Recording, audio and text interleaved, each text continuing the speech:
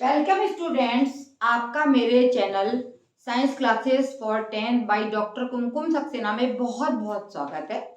हम लोग इस समय पिछले क्लासेस में पढ़ रहे थे कि मेंडलीव की पीरियोडिक टेबल। अनेक वैज्ञानिक आए, अनेक केमिस्ट आए और उन्होंने तरह तरह से एलिमेंट्स को अरेंज करने की कोशिश की, प्रयास किया, लेकिन वो सफल नहीं हुए क्योंकि एलिमेंट्स ज़्यादा थे और सबको जगह नहीं मिल पाई। मेंडलीव की टेबल में भी सारे एलिमेंट्स को, नोबेल गैसेस को, हाइड्रोजन का स्थान, ये सब जो परेशानियां थी, कमियां थी, उनको दूर करके अब क्या बना है, अब बनी है periodic long form of modern periodic table by Henry Mauchly. Henry Mauchly नाम के वैज्ञानिक आए और उन्होंने जो है पीरियोडिक लॉन्ग फॉर्म की पीरियोडिक टेबल बनाई है जो आपके सामने प्रस्तुत है। और इस तरह से इस टेबल के अनुसार सारे एलिमेंट्स जो थे अरेंज हो गए। लेकिन उन्होंने क्या किया, उन्होंने एटॉमिक वेट के बजाय एटॉमिक नंबर्स को अरेंज किया। तो मॉडर्न पीरियोडिक लॉ क्या है? मॉडर्न पीरियोडिक लॉ है आपका मॉडर्न पीरियोडिक लॉ। ये क्या कहता है कि the properties of elements are the periodic function of their atomic number.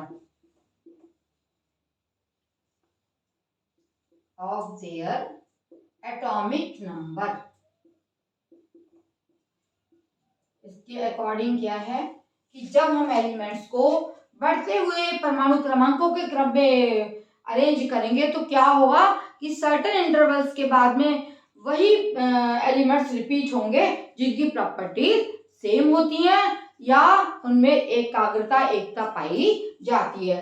जैसे अभी आपको मैं बताऊंगी कि लिथियम के बाद सोडियम, सोडियम के बाद पोटेशियम, ये पीरियोडिसिटी से अगर हम इन्हें अरेंज करेंगे तो इनके जो हैं क्या होगा कि एलिमेंट्स के गुण जो है वो उन एलिमेंट्स के गुण सेम आते हैं जो क्रम से रिपीट होते हैं। लिथियम के बाद सोडियम, सोडियम के बाद पोटेशियम, इसी तरीके से बेरिलियम के बाद मैग्नीशियम और मैग्नीशियम के बाद कैल्शियम, ये सब धातुएं हैं और इनके गुण सेम होते हैं।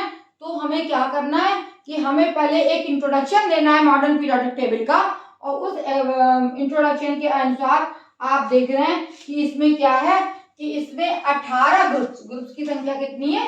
18 ग्रुप्स हैं हमारे, 18, और पीरियड है हमारे 7 पीरियड्स हैं और हमारे 18 ग्रुप्स इसमें पाए जाते हैं। और इसके बाद में आप देख रहे हैं कि किस तरीके से ये अरेंज की गई है। ये हमारे पीरियड है 1 2 3 4 5 6 7, और आप ग्रुप्स देख रहे हैं कि ग्रुप हमारे हैं 1 2 3 4 5 6 7 8 9। ये देखिए यहाँ से फर्स्ट ग्रुप और सेकंड ग्रुप, थर्ड ग्रुप। इसको इन्होंने ग्रुप्स को इन्होंने फिर से ए और बी में बांट दिया है और बांट के इन्होंने ए और बी ग्रुप्स बना दिए हैं। और ये आपको सामने मॉडर्न पीरियोडिक टेबल दिखाई गई है कि इसमें ये 7 तो हमारे क्या हैं, ये हमारे पीरियड हैं। इस तरीके से कौन सी जो आपकी हॉरिजॉन्टल लाइंस हैं वो पीरियड्स कहलाते हैं और जो लॉन्ग टेबल है वो हमारे ग्रुप्स हैं।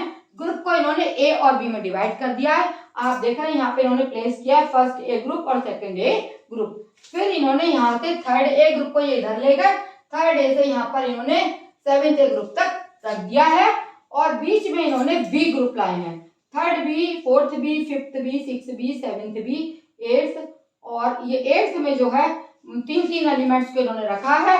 और इन्होंने ए भी 8th में नहीं करा, 8th में इन्होंने आयरन, कोबाल्ट, निकिल और आरयू, पैलेडियम और सेशियम, इरेंडियम और प्लेटिनम को इन्होंने रखा है।